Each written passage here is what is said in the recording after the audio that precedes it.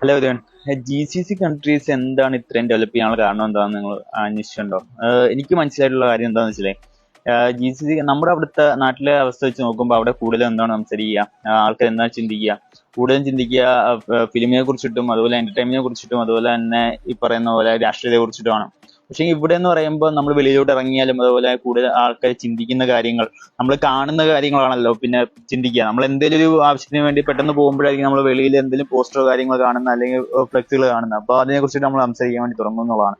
പക്ഷെ ഇവിടെ എന്ന് പറയുമ്പം വെളിയിൽ അങ്ങനെയുള്ള കാര്യങ്ങളൊന്നും ഇല്ലാത്തത് കൊണ്ട് തന്നെ നമ്മൾ കാണുന്നതും ചിന്തിക്കുന്നതൊക്കെ തന്നെ ഈ ബിസിനസിനെ കുറിച്ചിട്ടും മറ്റ് ആക്ടിവിറ്റീസിനെ കുറിച്ചിട്ടുമാണ്. അതുകൊണ്ട് തന്നെ ഇവിടെ നിൽക്കുന്നതുകൊണ്ട് നമുക്ക് കൂടുതലധികം ഫോക്കസ് ഉണ്ടാകുന്നതാണ് ഈ ബിസിനസ് ഡെവലപ്പ് ചെയ്യാനും മറ്റു കാര്യങ്ങളൊക്കെ ഒക്കെ ആയിട്ട്.